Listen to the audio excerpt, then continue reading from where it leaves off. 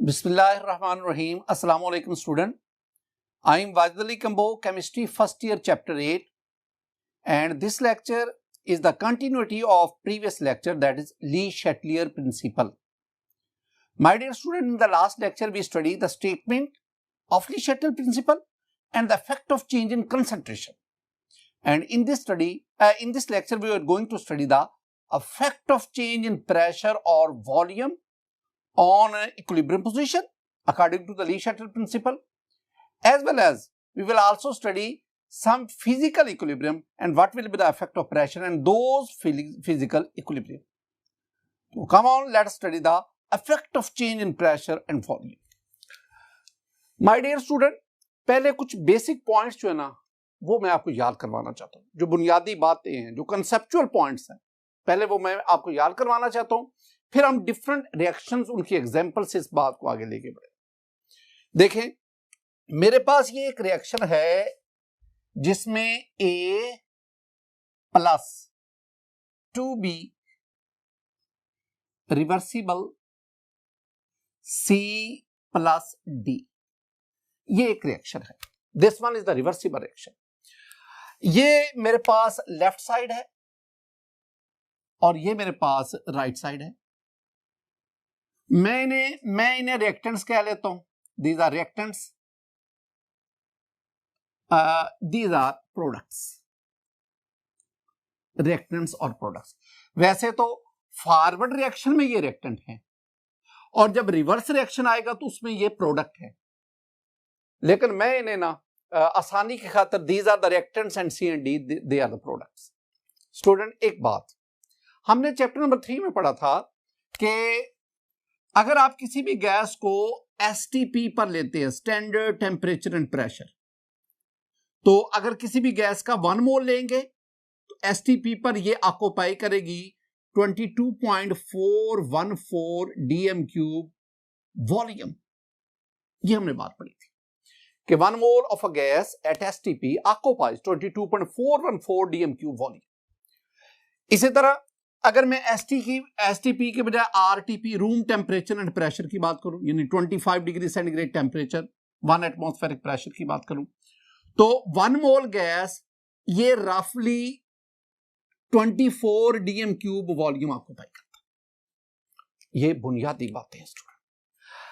अगर 1 मोल इतना volume occupy करता है 24 डीएम क्यूब आरटीपी पर, तो 2 मोल 48, 3 मोल, इसका मतलब है जैसे जैसे नंबर ऑफ मोल्स बढ़ते जाते हैं वॉल्यूम ऑफ गैस इंक्रीज करता जाता है। तो ये बुनियादी बातें जो हम पढ़ के, जितने नंबर ऑफ मोल ज्यादा होंगे उतना नंबर ऑफ मॉलिक्यूल ज्यादा होंगे, और जितने मॉलिक्यूल की तादाद ज्यादा होगी उतना वो मॉलिक्यूल ज्यादा वॉल्यूम ऑक्यूपाई करेंगे। अब जरा इसमें देखें, ये दो हमारे पास साइड हैं, left side reactants, right side product. अब इसमें देखेंगे लेफ्ट साइड पे अगर मैं रिएक्टेंट के नंबर ऑफ मोल लूं, NR, number of moles of reactant, तो रिएक्टेंट के मोल जो हैं वो हैं 3 मोल्स। अगर आप इसमें देखेंगे ना तो 2 moles of B, 1 mole of A। और अगर मैं number of moles of product की बात करूं तो माय डियर स्टूडेंट इसमें प्रोडक्ट के 2 मोल्स हैं। तो क्या मतलब, number of moles of reactant is greater then number of moles of product. Reactant के अगर मोल ज्यादा होंगे तो डेफिनेटली रिएक्टेंट जो है वो ज्यादा वॉल्यूम ऑक्यूपाई करेगा। तो इसका मतलब हुआ कि the volume of reactant is greater than volume of product. ये बात मैं आपको याद करवाना चाहता हूं। जिस साइड पर नंबर ऑफ मोल्स ज्यादा होंगे उधर मॉलिक्यूल ज्यादा होंगे, और मॉलिक्यूल ज्यादा होने का मतलब है कि उसका वॉल्यूम ज्यादा होगा। हम पढ़ना क्या चाहते हैं? हम पढ़ना यह चाहते हैं कि जब ये रिएक्शन इक्विलिब्रियम स्टेट पे आ जाए तो प्रेशर इंक्रीज करने से इक्विलिब्रियम पोजीशन पर क्या फर्क पड़ेगा, प्रेशर डिक्रीज करने से इक्विलिब्रियम पोजीशन पर क्या फर्क पड़ेगा, ये चीजें हम जानना चाहते हैं। स्टूडेंट, बॉयल्स लॉ में हमने एक बात पढ़ी है कि V inversely proportional to P। हमने क्या पढ़ा कि अगर प्रेशर ज्यादा होगा, प्रेशर इंक्रीज करेंगे तो वॉल्यूम क्या होता जाएगा, कम होता जाएगा। तो प्रेशर बढ़ाने से वॉल्यूम कम होता जाता है। तो जब मैं कहता हूं ना effect of change in pressure, तो मैंने साथ वॉल्यूम की भी बात की। जब मैं कहता हूं ना कि if we increase the pressure, तो इनडायरेक्टली मैं आपको कह देता हूं if we decrease the pressure volume. तो प्रेशर इंक्रीज का मतलब है वॉल्यूम डिक्रीज हो रहा है। अब जरा सुननी बात, माय डियर स्टूडेंट, इधर नंबर ऑफ मोल ज्यादा है, इट मींस इधर मॉलिक्यूल ज्यादा है, इधर नंबर ऑफ मोल कम है, इट मींस इधर मॉलिक्यूल कम है। जब हम प्रेशर बढ़ाएंगे, अब आए असल काम की तरफ, जब हम प्रेशर बढ़ाएंगे रिएक्शन उधर, इक्विलिब्रियम उधर शिफ्ट होगा जिधर उस प्रेशर इंक्रीज इन प्रेशर को एडजस्ट किया जा रहा है। जब आप प्रेशर इंक्रीज करते हैं, प्रेशर इंक्रीज का मतलब आप वॉल्यूम रिड्यूस करते जा रहे हैं। जब आप प्रेशर इंक्रीज करेंगे इक्विलिब्रियम उधर शिफ्ट हो जाएगा जो इंक्रीज इन प्रेशर को एडजस्ट करेगा। और इंक्रीज इन प्रेशर कहां एडजस्ट होगा? जहां पे वॉल्यूम कम होगा। तो वॉल्यूम कम होने का मतलब है कि जब हम प्रेशर बढ़ाएंगे रिएक्शन उस तरफ चल पड़ेगा जिधर number of particles, number of molecule कम होंगे। आपने ज़हन में बात क्या बिठानी है? हम कहेंगे कि when pressure is increased, when pressure is increased, या दूसरे अल्फाज में मैंने कहा कि when volume is decreased, pressure increase का मतलब है कि volume is decreased। जब प्रेशर बढ़ता है या वॉल्यूम कम होता है, the reaction shift, the equilibrium shift in the direction where number of moles are less. The reaction, या जिसे आप इक्विलिब्रियम कह लें, the equilibrium shifts to the direction where, दो बातें कर लो, where volume is decreased, volume is decreased, जहां वॉल्यूम कम होता है, या दूसरे अल्फाज में कह लो वेयर नंबर ऑफ मॉलिक्यूल्स, या जिसे हम मोल्स कह लो, आर लेस, जहां मॉलिक्यूल्स की तादाद या मोल्स की तादाद। ये बात ज़हन में बिठा लो। प्रेशर बढ़ाएंगे इक्विलिब्रियम उधर शिफ्ट हो जाएगा जिधर वॉल्यूम कम होगा, जिधर नंबर ऑफ मोल्स कम होंगे। इसके उलट चले जाओ, अगर प्रेशर कम करेंगे तो इक्विलिब्रियम उधर शिफ्ट हो जाएगा जिधर नंबर ऑफ मोल ज्यादा होंगे। ये दो बातें ज़हन में बिठा। आइए तीन आगे केसेस हम डिस्कस करते हैं। पहली बात, माय डियर स्टूडेंट, मेरे पास है पहला केस जिसमें मैं सॉलिड और लिक्विड फेज इक्विलिब्रिया की बात करते हैं। सॉलिड और लिक्विड फेज इक्विलिब्रिया। मेरे पास ये एक एग्जांपल है, CH3COOH, this one is acetic acid. ये रिएक्शन करवाते हैं हम इसका एथानॉल के साथ। This one is also the aqueous in the presence of acid catalyst, and we have CH3COOC2H5. This one is ester, ethyl acetate along with water. My dear student, आप इस reaction को देखें। इस रिएक्शन में reactant they are in aqueous solution, product they are in liquid state in aqueous solution. It means the reaction mixture is in liquid phase. अब आप ज़हन में बिठाएं, in liquid and solid the ions or molecules are closely packed and increase in pressure will not affect the volume change in liquid and solids. कोई effect नहीं होगा। इसका मतलब क्या हुआ? ऐसे रिवर्सिबल रिएक्शन, ऐसे इक्विलिब्रियम सिस्टम जिनमें सॉलिड या लिक्विड फेज इन्वॉल्व होगी, a change in pressure does not affect the equilibrium position. यानी हम इसमें क्या कहेंगे? No effect on equilibrium position by changing the pressure volume. दूसरी बात, माय डियर स्टूडेंट, दूसरा पॉइंट मेरे पास है कि gaseous phase reaction gaseous phase reaction in which number of moles of reactant are equal to number of mole of product, जिसमें reactant और product के मोल्स बराबर है। मसलन मेरे पास ये रिएक्शन है H2 hydrogen when it is treated with iodine vapors, they are purple vapors, we get hydrogen iodide. Look at this reaction. इसमें number of moles of reactant NR, number of moles of reactant, 1 mole of iodine, 1 mole of hydrogen, so we have 2 moles of reactant.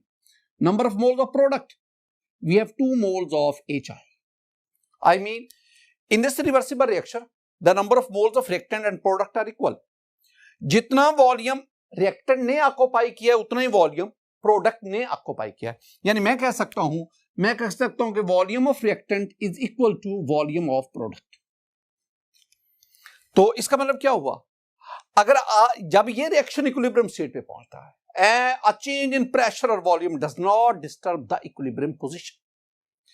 आप इसका pressure कम करें, pressure ज्यादा करें, इसकी equilibrium position पर कोई फर्क नहीं पड़ेगा। तीसरी बात, तीसरा जो पॉइंट हमारे पास आया ना नंबर 3 पे, वो है gaseous phase reaction, gaseous phase reactions in which number of moles of reactant are not equal to number of mole of product.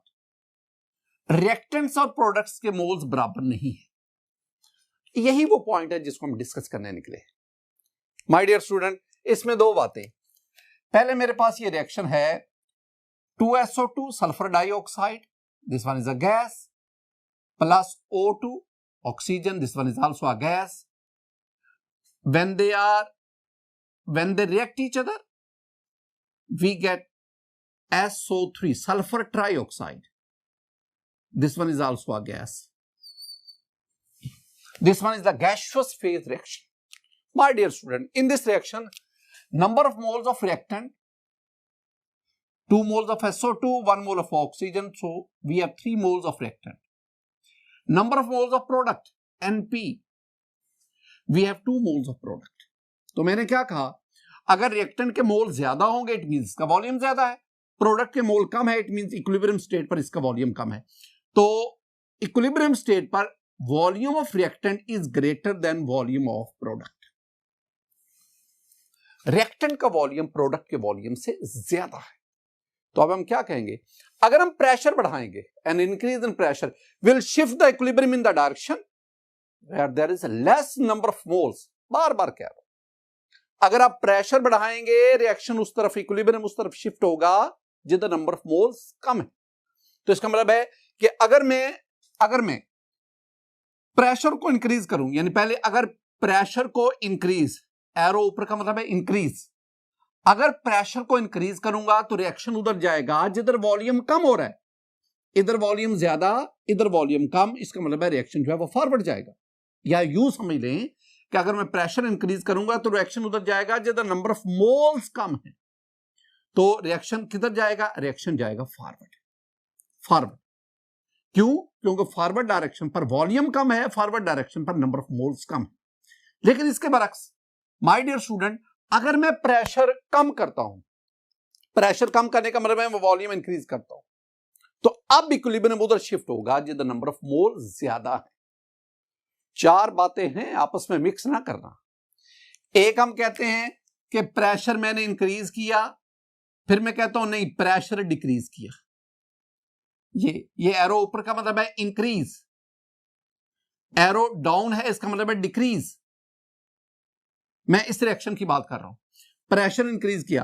Pressure increase को हम इनडायरेक्टली भला क्या कहते हैं, प्रेशर इंक्रीज को इनडायरेक्टली हम कहते हैं वॉल्यूम डिक्रीज किया। ये एक ही बात है कि जब हम प्रेशर इंक्रीज करते हैं यानी वॉल्यूम डिक्रीज करते हैं तो इक्विलिब्रियम फॉरवर्ड शिफ्ट होगा इस रिएक्शन के लिए, और जब हम प्रेशर कम करते हैं, प्रेशर कम करने का मतलब है हम वॉल्यूम इंक्रीज करते हैं, तो इक्विलिब्रियम रिवर्स शिफ्ट होगा, बैकवर्ड शिफ्ट होगा, यानी SO2 और O2 की कंसंट्रेशन। लेकिन एक बात याद रखना, बहुत इंपॉर्टेंट पॉइंट, कि ये रिवर्सिबल रिएक्शन जब इक्विलिब्रियम स्टेट पे आते हैं with a change in pressure or volume, equilibrium position disturbs but KC does not disturb. KC disturb नहीं होता, इक्विलिब्रियम पोजीशन डिस्टर्ब। आप इसी बात को ना क्वांटिटेटिवली भी डिस्कस कर सकते हैं। अगर आप इस रिएक्शन जो है ना ये वाला, अगर आप इसका केसी एक्सप्रेशन लिखें तो माय डियर स्टूडेंट इस रिएक्शन का जो केसी एक्सप्रेशन है ना वो मेरे पास आएगा 4x² v over a minus 2x² और b माइनस x। ये हम पीछे पढ़ के आए। अब इसमें x क्या है? x is the equilibrium concentration of SO3, I mean product. A minus 2x क्या है? This one is the equilibrium concentration of SO2 और B minus x क्या है? This one is the equilibrium concentration of oxygen. V क्या है? This one is the volume. अब जरा ना मैंने कहा क्या कि a change in pressure disturb the equilibrium position but does not disturb the Kc. Kc is the constant here. A change in pressure does not disturb the Kc. Kc is constant. इसका मतलब Kc has a specific value, इसके लिए इसकी एक मखसूस value होगी। अब आप इसको देखें, अगर आप वॉल्यूम बढ़ाते हैं, वॉल्यूम ज्यादा करते हैं, या अगर आप हमारे सेंस में चलें, अगर मैं वॉल्यूम कम करता हूं, कब होगा? जब आप प्रेशर ज्यादा करेंगे।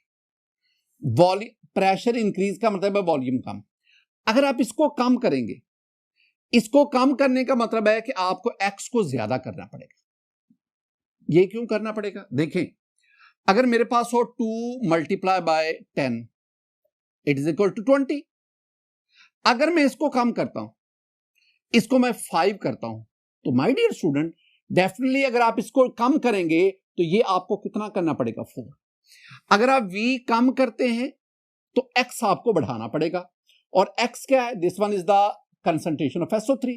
और बढ़ाने का मतलब क्या है? इसका मतलब ये है कि रिएक्शन किधर जाएगा? फॉरवर्ड डायरेक्शन, फॉरवर्ड जाएगा।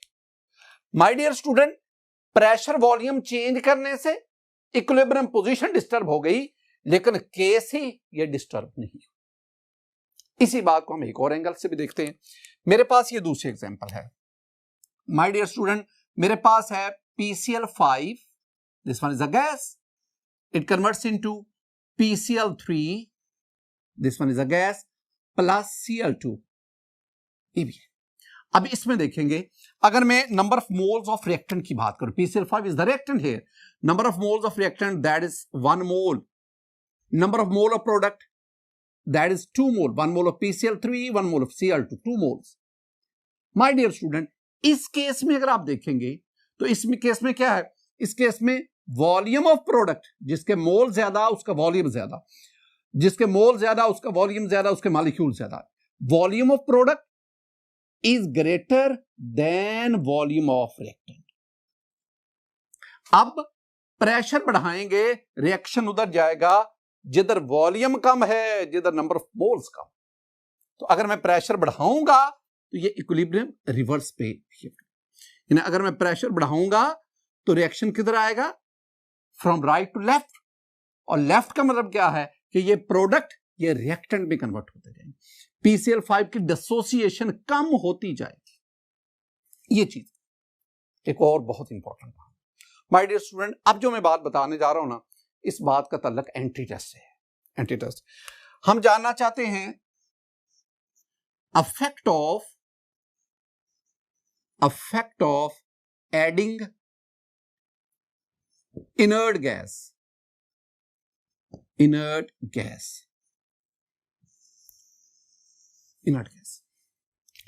तीन बातें ज़हन में रखनी है, 3 पॉइंट। पहला पॉइंट, नंबर 1, पहला point, if delta V is 0, delta V 0 का मतलब है volume is constant.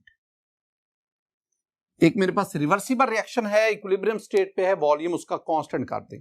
Volume constant करने का मतलब है कि ये आपके पास कंटेनर है, ये कंटेनर है, ये पिस्टन है, पिस्टन। आप पिस्टन को फिक्स कर दो, piston is fixed, piston fix का मतलब है delta V is 0, no change in volume. Piston fix का मतलब है वॉल्यूम इज कांस्टेंट। अब वॉल्यूम कांस्टेंट है, इसके अंदर ये रिएक्शन हो रहा है, इसके अंदर suppose N2 plus 3H2 reversible 2NH3, ये अमोनिया की सिंथेसिस है, हैबर प्रोसेस है, इक्विलिब्रियम एस्टेब्लिश है। पिस्टन को आपने फिक्स कर दिया, वॉल्यूम कांस्टेंट कर दिया। अब इसके अंदर आप कोई इनर्ट गैस ऐड करें, इनर्ट गैस मसलन आपके पास हीलियम है, नियोन है, आर्गन है, you have many inert gases. Inert gas वो गैस जो रिएक्टेंट और प्रोडक्ट उसके साथ रिएक्शन नहीं करेगी, इक्विलिब्रियम कंसंट्रेशन डिस्टर्ब नहीं होगी। जब आपने इनर्ट गैस ऐड की, वॉल्यूम में कोई चेंज नहीं, कंसंट्रेशन में कोई चेंज नहीं। याद रख रहे हैं एक बात, हम कहते हैं ना कि concentration that is equal to N over V। N over V concentration of reactant, number of moles of reactant, volume of the reactant, divide करें। अब जब इसके moles, no change in moles of reactant, no change mole of product, क्योंकि inert gas ने ना reactant के साथ reaction किया ना प्रोडक्ट के साथ रिएक्शन किया, इट मीन रिएक्टेंट और प्रोडक्ट उसके नंबर ऑफ मोल्स में कोई चेंज नहीं आई, और इनर्ट गैस ऐड करने से वॉल्यूम में भी कोई चेंज नहीं आई। इसका मतलब क्या हुआ? इसका मतलब है concentration of reactant and product remains constant although we have added the inert gas। तो इसका मतलब क्या होगा? इसका मतलब क्या है? there is no change in the equilibrium position। तो if the volume is constant, no change in equilibrium position, कोई चेंज नहीं आएगी। एक और बात, एक और पॉइंट माय डियर स्टूडेंट, अब इफ डेल्टा P0, अगर डेल्टा P0 है यानी प्रेशर इज कांस्टेंट, प्रेशर तो मैंने कांस्टेंट कर दिया, लेकिन अब केस क्या है? केस है कि number of moles of reactant is equal to number of moles of product. Reactant और प्रोडक्ट के मोल बराबर हैं, मोल बराबर हैं। आई मीन आप ये एग्जांपल ले लेना जो अभी हमने की, H2 plus I2 reversible 2HI, यार गैस, ये भी गैस और ये भी gas, number of moles of reactant 2 mole, number of mole of product बराबर है। माय डियर स्टूडेंट, जब ये इक्विलिब्रियम मिक्सचर आपके पास होगा, वो प्रेशर कांस्टेंट किया है, अब आप इनर्ट गैस ऐड करेंगे, इनर्ट गैस ऐड करने से साफ ज़ाहिर है प्रेशर कांस्टेंट है, तो वॉल्यूम तो फिक्स नहीं किया, पिस्टन ऊपर मूव करता जाएगा, पिस्टन के मूव करने की वजह से वॉल्यूम इंक्रीज करता जाएगा। अब रिएक्टेंट और प्रोडक्ट दोनों के लिए इंक्रीज इन वॉल्यूम सेम है, इसका मतलब है दोनों की कंसंट्रेशन में जो चेंज आएगी वो दोनों के लिए यकसां होगी। अगर कंसंट्रेशन सेम होगी, यकसां चेंज आ रही, तो इसका मतलब है again there is no change in equilibrium position. इसका मतलब हुआ इन दो केसेस में आप कहेंगे, कि there is no change in equilibrium position by adding the inert gas. तीसरी बात बहुत इंपॉर्टेंट है, तीसरा हमारे पास क्या है? Number 3, very important. अब आप तीसरा काम ये कर रहे हैं, डेल्टा P ये 0 आ गया, अब प्रेशर को आपने कांस्टेंट कर दिया, प्रेशर इज कांस्टेंट, लेकिन अब number of moles of reactant is not equal to number of moles of product. जैसे कि ये हमारे पास है, nitrogen hydrogen number of moles 4, ammonia number of moles 2, reactant और प्रोडक्ट के मोल बराबर नहीं है। अब क्या है? आपने पिस्टन फ्रीली मूव कर रहा है, वॉल्यूम आपने कांस्टेंट नहीं किया, हां प्रेशर कांस्टेंट है, पिस्टन के ऊपर प्रेशर कांस्टेंट है। अब आप इनर्ट गैस ऐड करेंगे, वो गैस रिएक्टेंट और प्रोडक्ट्स के साथ कोई रिएक्शन नहीं करेगी, लेकिन एडिशन ऑफ गैस की वजह से वॉल्यूम इंक्रीज करता जाएगा, और जब वॉल्यूम इंक्रीज करेगा तो इट मींस कि वॉल्यूम इंक्रीज करने से इनकी कंसंट्रेशन चेंज होती जाएगी, कंसंट्रेशन चेंज। अब चूंकि नंबर ऑफ मोल्स बराबर नहीं है, इसका मतलब है अगर नंबर ऑफ मोल्स बराबर नहीं है तो अब N और V चेंज होने से कंसंट्रेशन वेरी करती जाएगी। तो अब हम क्या कहेंगे? हम कहेंगे वॉल्यूम इंक्रीज हो रहा है। वॉल्यूम इंक्रीज का दूसरे अल्फाज में हम क्या कहते हैं कि प्रेशर डिक्रीज होता है, वॉल्यूम इंक्रीज होता है। अब वॉल्यूम इंक्रीज करेगा तो अब इक्विलिब्रियम किधर शिफ्ट होगा? जिधर नंबर ऑफ मोल ज्यादा है। हम इसमें क्या कहेंगे कि pressure is constant bye adding the inert gas, by adding the inert gas, equilibrium will shift in the direction of greater number of moles. ये तीन बातें, ये एंटी टेस्ट के लिए, आई मीन एमडी कैट के लिए, और साथ ही साथ जो ई कैट के स्टूडेंट है वो भी जरा इसको देख लें कि उनके लिए नस्ट वगैरह के एग्जाम में उनको हेल्प आउट कर सकता है ये वाली जो बात। हम आगे बढ़ते हैं, कुछ और basic concept in case of physical equilibrium. My dear student, दो चीजें जरा पढ़ें। Effect of pressure on boiling point. मेरे पास ना ये वाटर है, वाटर एक साइड पे मैं वाटर लेता हूं और वाटर इज अ लिक्विड और it is in equilibrium with vapours, तो गैसियस फॉर्म। तो लिक्विड और वाटर बॉयल कर रहा है, कुछ बहुत बुनियादी बात है स्टूडेंट। अब जरा गौर से देखना, मेरे पास ये एक कंटेनर है, this one is the container. इस कंटेनर में ये वाटर है, वाटर लिक्विड स्टेट में। आपने इस कंटेनर को ओपन करें, पहली बात, this one is an open container. अब वाटर की सरफेस पर एक्सटर्नल प्रेशर है और एक्सटर्नल प्रेशर जो है वो 760 टॉर है, टॉर।